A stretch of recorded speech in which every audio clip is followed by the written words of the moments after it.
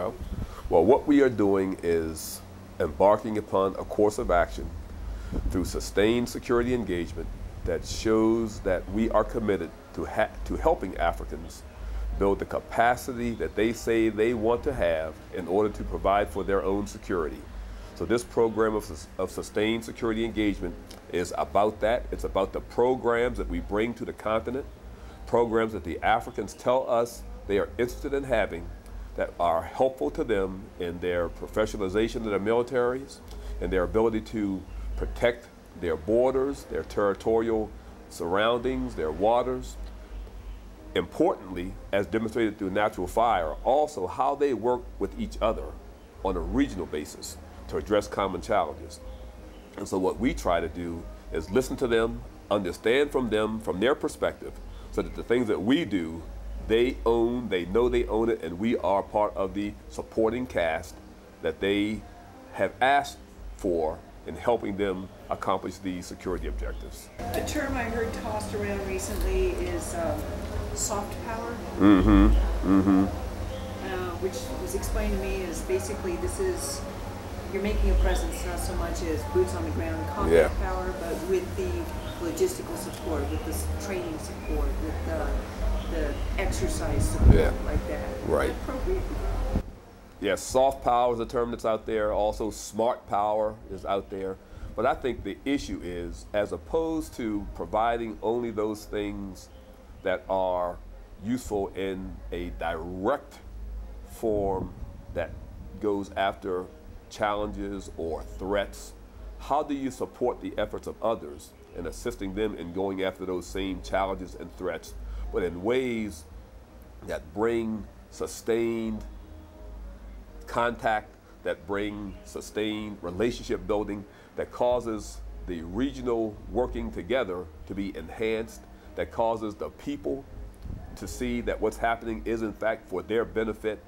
And it's the application of all these measures that I think over the long term makes the difference when it comes to creating stability, helping them to create stability, and demonstrating our role in a supporting way of helping them create that stability. So it's a combination of all these things. It's not just weapons and rifles. It's not just teaching someone how to march straight or to shoot. But it's also how those things are instilled in a whole approach to trying to bring stability to an area.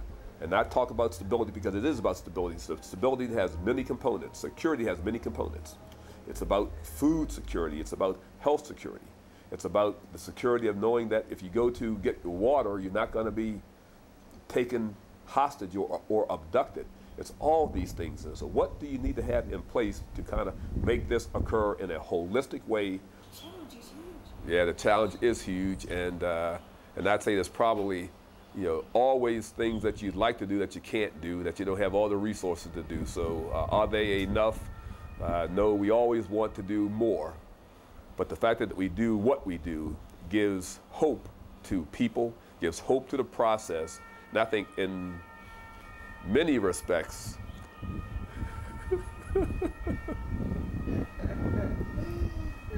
another part of what I saw this week was humanitarian assistance. How important is that to Africom's mission success? It's a part of it. It's not the totality of it. It's not the essence of it. It's not the central piece of it.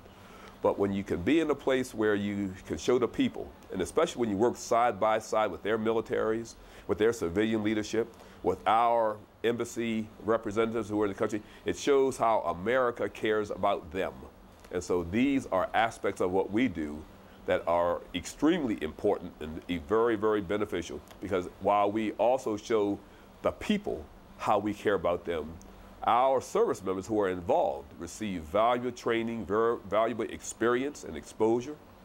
And so they come out of it. We benefit from these experiences as well. So this is clearly a point where there's mutual gain, mutual benefit, and I think mutual reward for what we can do to show a people that we care about them in ways that matters to them in a very direct way, and at the same time bringing together other parts of their environment, their military, their civilian leadership, and also our U.S. government representatives in the country as well, to show that this is, in fact, all of us working together on their behalf.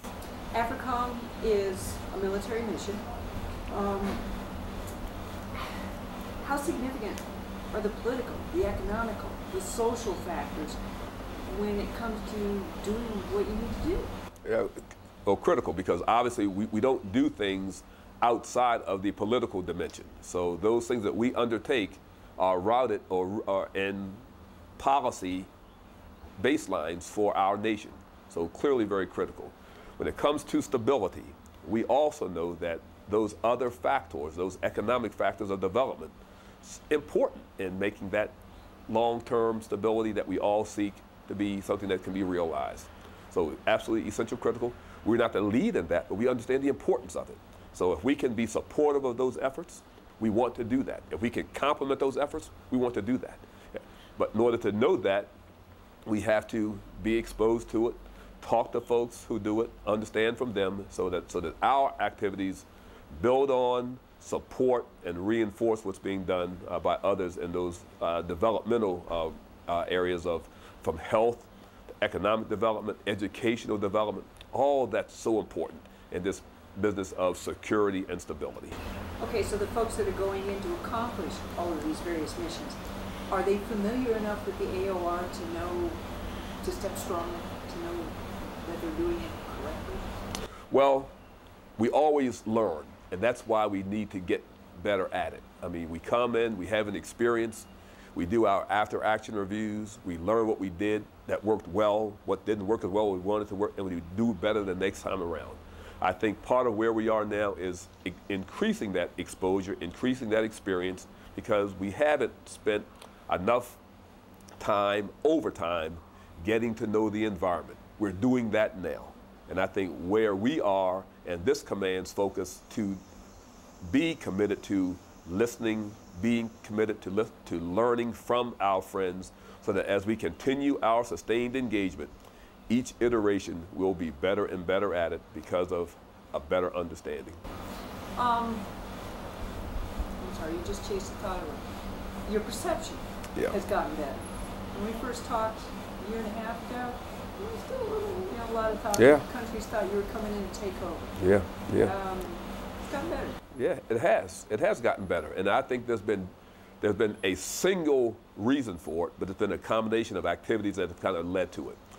We've embarked upon a course of action over the last year and a half, almost 2 years now, where we tried to explain what we were about and how we sought to do it.